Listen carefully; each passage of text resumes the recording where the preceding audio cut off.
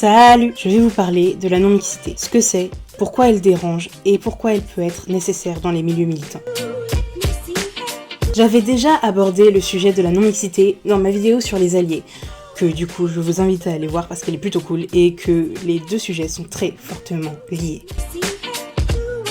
Je vais commencer par apporter ma définition personnelle de la non-mixité. La non-mixité, c'est quand un groupe de personnes subissant une ou des oppressions se réunissent pour discuter et partager sur ces oppressions, sans la présence et donc le regard, le jugement et les interventions inutiles de ceux qui, volontairement ou non, contribuent à perpétuer ces oppressions. La youtubeuse Elawan, que je vous invite à aller voir de toute urgence, a également son mot à dire et plutôt pertinent sur la non-mixité. Les réunions féministes non mixtes peuvent permettre aux femmes de s'exprimer, de raconter leur vécu par rapport aux violences sexistes qu'elles ont subies, comme le harcèlement de rue ou le harcèlement sexuel au travail, sans qu'on les culpabilise et sans qu'on minimise leur expérience. Parce que oui, culpabiliser une victime ou minimiser son expérience peut être vécu comme une violence. Il est donc normal que des femmes préfèrent se réunir entre elles pour parler d'un vécu, d'une situation commune, les violences sexistes, sans que des hommes interviennent, même si ces hommes sont des alliés pro-féministes. Et bien c'est pareil pour les non-blancs qui vivent le racisme. En fait, c'est pareil pour tous les dominés qui subissent une oppression.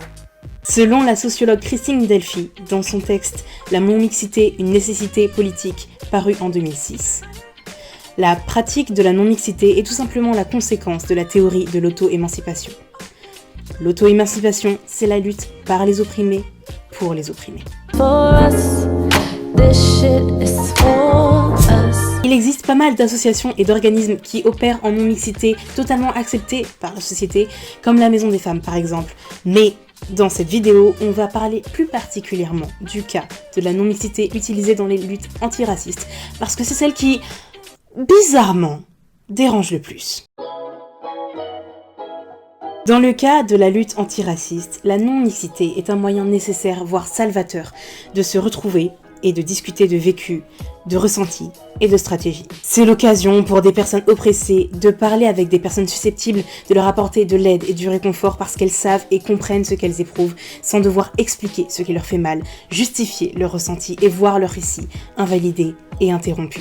Je vous invite à aller consulter la BD qu'a réalisée Meryl sur le sujet, elle est hyper pertinente et claire. La non-mixité est aussi un bon moyen d'avoir des solutions à des problèmes qui nous concernent nous, des problèmes sur mesure qui, nous le savons, seront adaptés aux problèmes précis que l'on veut résoudre par rapport à notre place au sein de la société. Je vais prendre mon exemple. J'ai eu dans ma vie à passer pas mal d'entretiens et à m'exprimer à l'oral de façon claire, précise, concise devant des jurys. N'étant pas à l'aise avec ça, j'ai fait appel à des coachs, des sophrologues, etc. qui étaient non racisés.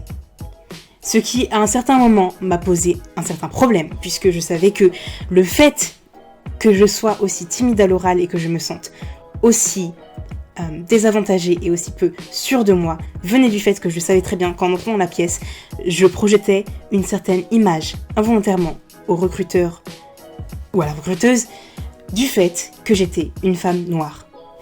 Et ce sont des problèmes que je ne pouvais pas aborder avec les sophrologues et les coachs non racisés que j'avais, puisque soit ils allaient invalider mon avis, dire que je me faisais des idées, soit essayer d'apporter des solutions à un problème qu'ils n'ont pas vécu et donc des solutions qui ne pourraient donc pas forcément marcher. J'ai donc fait appel à Marie Da Silva qui tient le compte Twitter et la structure Nkali qui permet de coacher des femmes racisées dans ce genre de situation. Et ça m'a permis donc d'avoir des solutions qui sont adaptées à mon contexte social, celui d'une femme noire dans la vie active qui essaye de se mouvoir dans un monde patriarcal et majoritairement blanc. Et le fait que Nkali fonctionne en non-mixité et soit fait par et pour la femme noire, ça aide énormément parce que tu sais qu'en entrant là et en contactant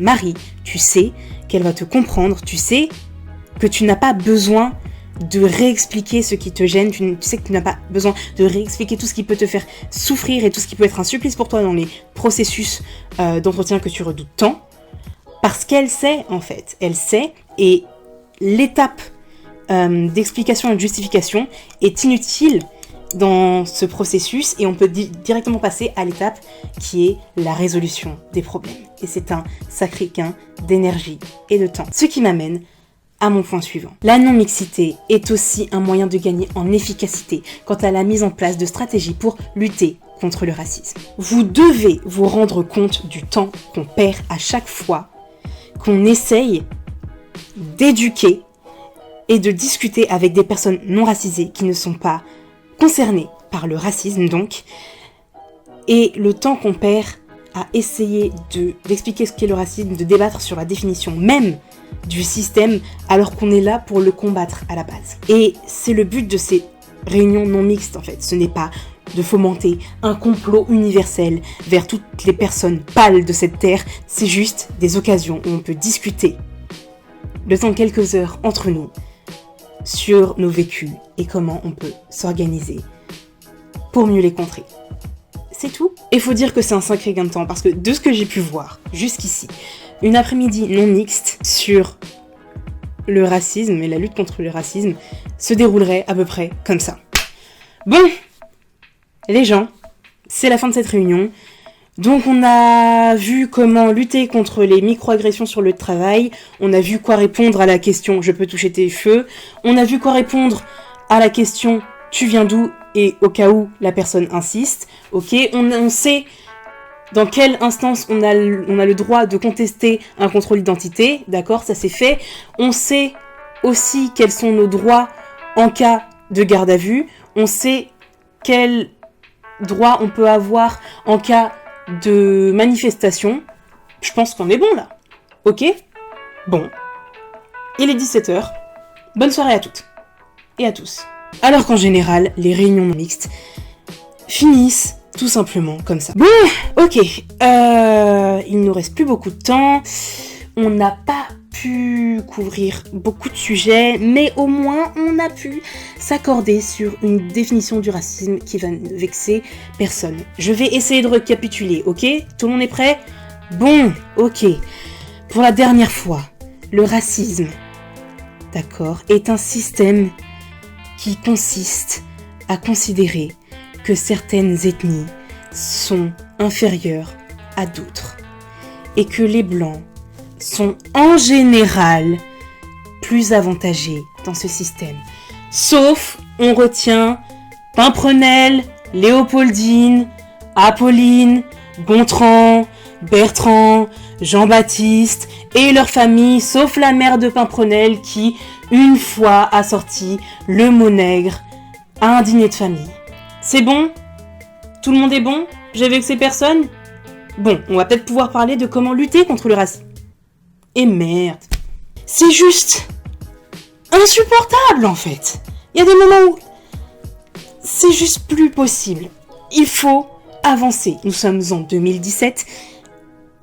Il faut qu'on arrive à s'organiser autour du racisme sans avoir à marcher sur les œufs pour le définir de manière à ne pas vexer des gens qui ne le vivent même pas. Ça n'a pas de sens. En fait. Oh, vous ne me croyez pas. Vous pensez que la simulation que je viens de faire, c'est une exagération de ma part. Ok, on va prendre pour exemple un échange que j'ai eu sur Twitter il y a quelques jours dans le cadre du débat sur le festival Nyansapo organisé par le collectif Moissy, dont je vais parler très prochainement. Donc là, on est sur Twitter. On est sous un des posts d'Audrey Pulvar qui défend la maire Anne Hidalgo qui veut interdire le festival. Je commence à débattre sur le fait que la non-mixité n'est pas une attaque contre les blancs du monde, mais juste un moyen pour nous, pas contre les gens, pour nous, de nous organiser et de débattre sur comment lutter contre le racisme. Quelqu'un de non-racisé arrive et commence à débattre sur le fait que la discrimination, c'est pas cool contre les blancs. J'essaye d'expliquer du coup que... je sais pas s'il a déjà été dans des réunions mixtes, mais en général on perd beaucoup de temps parce que, comme je l'ai dit dans l'exemple précédent, on arrive avec le but clair de lutter contre le racisme et à la fin de la journée, on a juste réussi à avoir un début de définition qui ne vexe personne. Et lui embraye pour dire que la non-mixité, c'est de la ségrégation. Et que la race, c'est dans la tête. Et que c'est juste de la sociologie.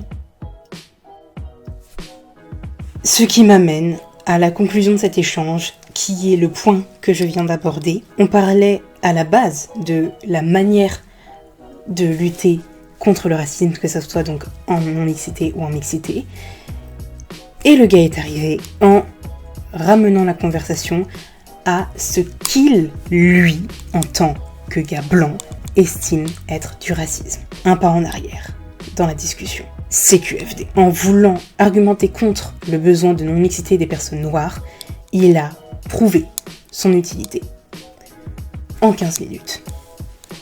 Enfin, la non-mixité, c'est le moyen d'avoir un endroit pour se réunir et discuter avec des gens dont c'est l'activité partielle ou à temps complet, de trouver des stratégies d'organisation pour lutter légalement et efficacement contre le racisme systémique.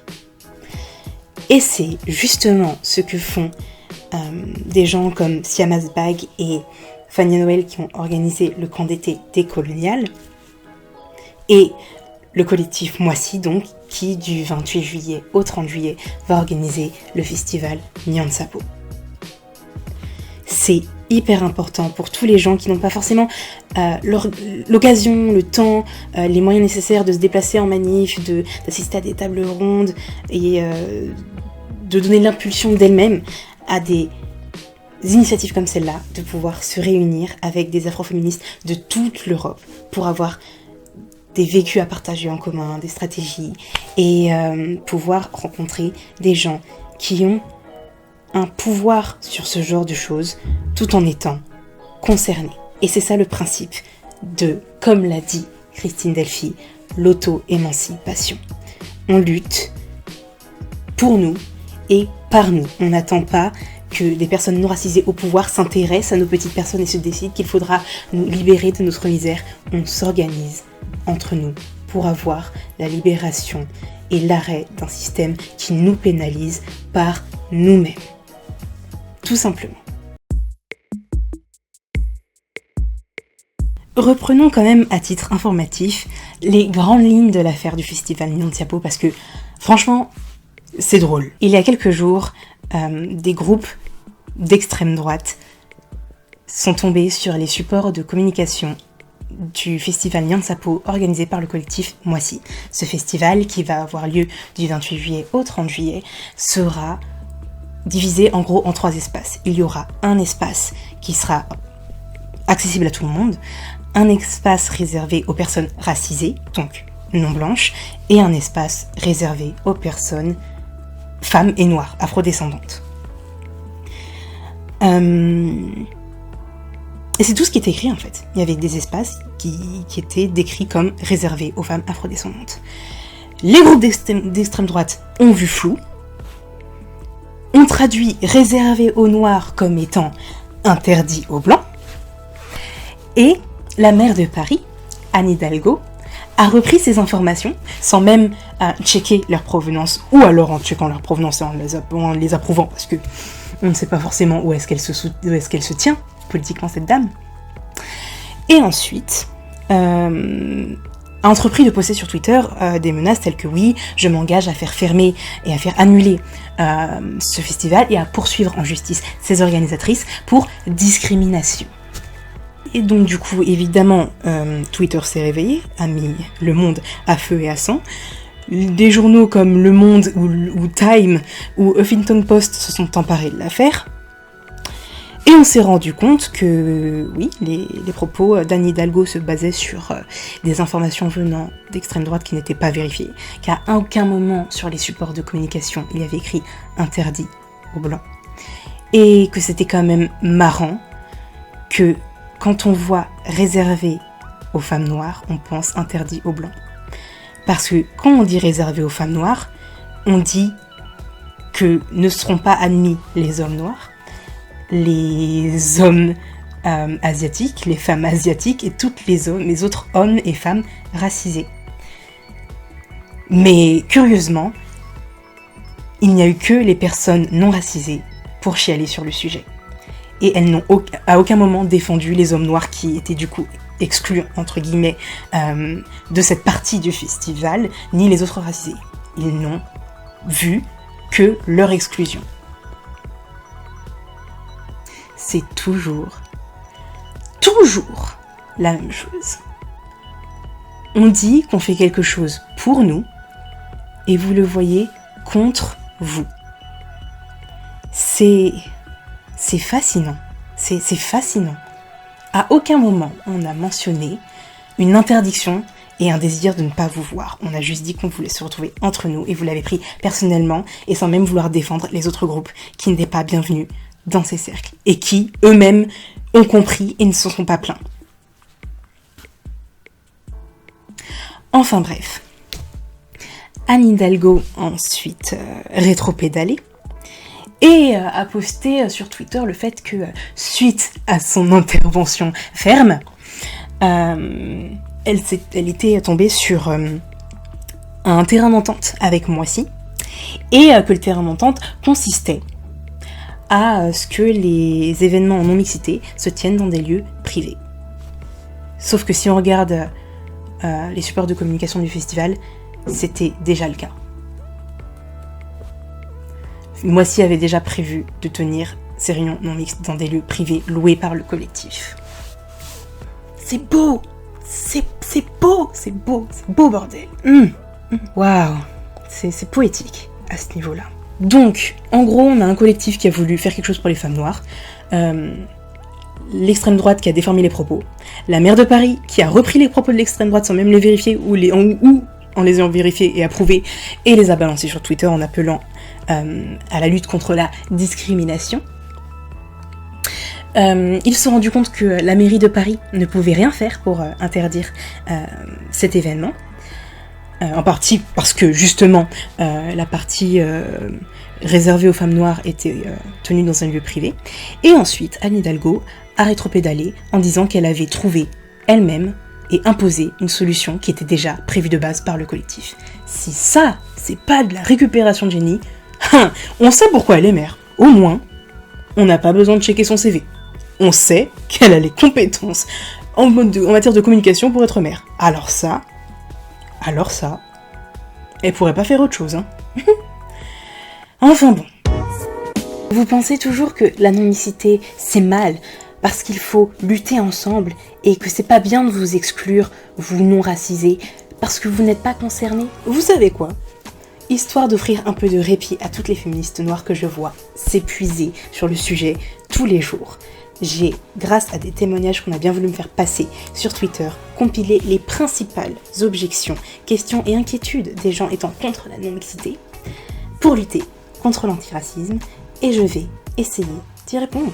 Je suis légitime pour parler du racisme parce que, par votre festival, je subis le racisme anti-blanc.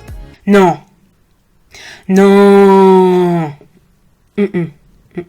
Tu ne peux pas subir quelque chose qui n'existe pas. Le racisme anti-blanc n'existe pas. Je ne vais pas m'étaler dessus parce que ça requiert une entière vidéo que je ne ferai pas parce que c'est un débat stérile. Je ne veux pas la faire. Vous ne voulez pas que je la fasse. Vous ne le savez pas, mais vous ne voulez pas que je la fasse. Donc allez chercher les contenus des gens qui ont eu la patience de traiter le sujet et expliquer pourquoi, historiquement et sociologiquement, de manière systémique, le racisme anti-blanc est un fantasme en fait, créé en plus par l'extrême droite. Mais concrètement, tu ne peux pas subir ce qui n'existe pas, encore une fois. Et si tu as besoin de 3 jours dans une partie d'une ville de France pour te sentir personnellement attaqué, c'est que ton problème n'est pas forcément le racisme, c'est ton problème est la fragilité. Et en tant que femme noire, ça ne nous concerne pas. Non. Vous vous enfermez dans une bulle. Oui, pendant quelques jours, sur une année, pendant quelques heures, on va créer une bulle de discussion entre nous. Alors, à moins que vous soyez vraiment très, très fragile, une bulle, ça n'a jamais blessé personne. Donc, restez souple. La discussion ne semble pas ouverte puisque tout revient à dire que les blancs sont méchants et les noirs les opprimés. Les noirs sont opprimés, ouais, mais les blancs sont méchants. Where? C'est-à-dire que, en fait, le problème, c'est que vous cherchez absolument à vous chercher en fait dans la conversation. À aucun moment, on n'a parlé de vous et c'est ça qui vous gêne, admettez-le. On a dit qu'on voulait, nous, personnes racisées et opprimées, se retrouver entre nous pour une organisation créée par nous pour discuter des problèmes qui nous concernent. Et le fait que on ait souhaité ne pas vous avoir dans la conversation et qu'on ne vous ait pas mentionné dans nos pailles, c'est ça qui vous titille. Et on n'y peut rien, en fait. On n'y peut tout simplement rien du tout. Mais imagine une demi-seconde l'inverse. Ça n'existe que dans vos fantasmes, des réunions réservées aux blancs. Si on y réfléchit, la non-mixité existe déjà au niveau systémique et au quotidien pour vous. Le gouvernement du nouveau président Emmanuel Macron, le Sénat, l'Assemblée nationale, le CAC 40, et même, c'est marrant parce que du coup, c'était un petit peu leur job de le faire, mais les membres de la LICRA, du coup, si ça vous démange vraiment de participer à des réunions antiracistes, vous pouvez postuler à la LICRA. Mais dans le cas précis du camp d'été décolonial et de Nyan Sapo, foutez-nous la paix. Et puis, pour tous ceux qui disent « Ah, Rosa Parks et Martin Luther King doivent se retourner dans leur tombe, buvez de l'eau », c'est quand même assez symptomatique que les seuls activistes noirs que vous citiez sont ceux qui ont été connus et retenus par l'histoire pour avoir été des pacifistes, qui avaient une vision perçue comme un peu kumbaya de la lutte antiraciste et qui étaient non violents. Parce que, c'est bien connu, on n'a pas le droit d'être en colère contre le racisme. On n'a pas le droit de lutter avec une violence qui ne sera jamais proportionnelle à la violence que l'on subit. Non, il faut toujours faire des luttes non violentes et se laisser emporter en garde à vue et garder le silence et être impassible et résiliente et forte. Sauf que premièrement, non, l'histoire a prouvé que ce n'est pas forcément comme ça qu'on règle les choses. Et deuxièmement, Martin Luther King, comme Rosa Parks, comme Aimé Césaire que vous aimez tellement citer avec Le Nègre vous emmerde et Frantz Fanon, ont tous lutté à un moment en non-mixité. Et ça, curieusement, c'est quelque chose que l'on ne voit pas dans l'histoire, parce que ça dérange. Vous comprenez, ça dérange que de si grands porte-parole de la lutte antiraciste, après qui on nomme quand même des gares de train et de métro en France, aient pu, à un moment, ne pas vouloir des blancs dans leur lutte. Ça pique. Ça pique, apparemment. Mais oui, c'est le cas. Ils ont lutté en non-mixité, et de même pour Césaire et Fanon, qui sont même réunis sur le sol français, à un moment de l'histoire, en non-mixité. Comme quoi, c'est vraiment une étape nécessaire dans l'organisation de la lutte antiraciste. Comme a dit Ella Wan dans sa vidéo, ce n'est pas une fin en soi, c'est un moyen, c'est une étape pour évoluer vers quelque chose qui sera plus structuré. Mais c'est une étape nécessaire. Comme par exemple le NAACP aux États-Unis, qui aujourd'hui accueille tout le monde, y compris Rachel Dolezal, mais qui à un moment a lutté en non-mixité. On demande juste à avoir cette étape-là en fait. Aujourd'hui, en tant qu'afroféministe au XXIe siècle, on demande juste à avoir cette étape de non-mixité pour ensuite, peut-être, éventuellement, passer à autre chose de plus mixte. C'est tout. Donc, quelques petites choses. Si vous participez à ces événements, si vous y êtes là ou le bienvenu, c'est que vous êtes concerné. Et si vous êtes concerné, ça veut dire qu'au quotidien, vous êtes discriminé et rejeté par une société qui a tous les moyens et tous les pouvoirs nécessaires pour vous faire comprendre que vous n'y avez pas votre place. Donc, quelque part, si vous tenez vraiment à être oppressé pour pouvoir participer à ces échanges, vous avez un problème bien plus profond que celui de la non-mixité et vous avez besoin d'aide. Tout simplement. Des lieux militants mixtes, il y en a partout, tout le temps. Et des fois même, parce que c'est l'avantage de vivre dans un monde où on peut organiser plusieurs trucs en même temps les mêmes jours, à des endroits différents, il y en a même des fois en même temps que des événements non mixtes. C'est cool, hein? C'est pas un peu puéril du coup de vouloir être absolument là où pour une fois vous ne pouvez pas être. Un peu comme les gosses en crèche qui veulent absolument un jouet parce qu'ils voient un autre gosse jouer avec. Et puis, il faut dire que c'est un peu voyeuriste comme démarche. Si vous ne vivez pas sous un rocher, vous savez que certaines personnes sont désavantagées dans la société et il ne faut pas avoir fait Harvard pour comprendre que quand la société te désavantage, ça fait mal. Donc, pourquoi vous tenez tant à mettre des visages sur cette souffrance, à entendre des vécus personnels, à voir des personnes se confier, peut-être même s'effondrer et craquer, sachant que vous ne pourrez pas comprendre ce qu'elles vivent et leur apporter le soutien et l'aide dont elles ont besoin et qu'elles viennent chercher? Pourquoi vous tenez tant à être les témoins de la souffrance des gens? Pourquoi vous ne pouvez pas accepter qu'on puisse gérer un problème qui nous concerne depuis des siècles nous-mêmes? Pourquoi vous ne pouvez pas comprendre que de la même manière, comme pour reprendre la vidéo d'Elawan, que des alcooliques peuvent s'aider entre eux pour sortir de l'alcoolisme, des personnes racisées peuvent s'aider entre elles et s'organiser entre elles pour essayer de lutter contre le racisme? Pourquoi vous partez du principe qu'on a forcément besoin de vous? On n'est pas dans une partie de League of Legends, hein, les gars. Vous vous planquez pas dans un buisson pendant toute la partie. Vous tuez pas un mignon toutes les 3 minutes pour ensuite courir dans toute la map et arriver pile à temps pour la photo de fin. Si on se débrouille tout seul, si on douille tout seul, on sera sur la photo de fin tout seul parce qu'on aura eu les résultats de nos luttes tout seul. C'est pas grave en fait. Si à la fin de notre lutte contre le racisme, vous n'êtes pas dans le générique, ce n'est pas grave, vous y survivrez. Parce que, encore une fois, vous ne vivez pas le racisme.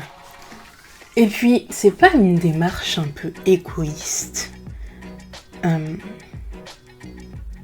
de vouloir absolument avoir le droit de vouloir être dans des espaces qui ne sont pas faits pour vous? Très clairement. En fait, parce que, soyons honnêtes, la plupart des gens qui ont réagi à la polémique autour de Nyan Sapo, vous vous en battez les couilles et les ovaires de l'antiracisme. On vous voit pas pendant les réunions mixtes où vous êtes les bienvenus. Non, vous voulez juste avoir la certitude que vous pourrez être là, que vous aurez de l'espace et de la parole, ce que vous avez au quotidien, pour ensuite voir si, peut-être, vous occupez l'espace et peut-être vous nous bénissez de notre parole. Tout ça au détriment des personnes qui en ont vraiment besoin. C'est de l'égoïsme, ni plus ni moins. Et enfin, à tous ceux qui se proclament alliés de la lutte, et encore une fois je vais vous renvoyer à la vidéo que j'avais faite sur les alliés, si votre intérêt est d'aider les personnes qui souffrent du racisme, si votre but final est vraiment de les voir épanouis et ne plus subir cette oppression. Si ces mêmes personnes vous disent qu'elles ont besoin de non-mixité, votre job en tant qu'allié, c'est pas de défendre cette non-mixité, c'est pas de les laisser s'organiser entre eux et d'apporter votre aide, votre soutien, vos retweets que lorsque nécessaire. C'est la fin de cette vidéo, j'espère qu'elle vous a plu. En commentaire, vous pouvez me dire ce que vous pensez ou non du besoin de non-mixité, en restant poli et courtois, parce que sinon vous dégagez, évidemment. Si ça vous a plu, vous pouvez mettre un pouce bleu à cette vidéo, vous abonner à ma chaîne, me suivre sur Facebook et Twitter, où je peux être pertinente, des fois pas. Et moi, je vous dis à la prochaine. Salut!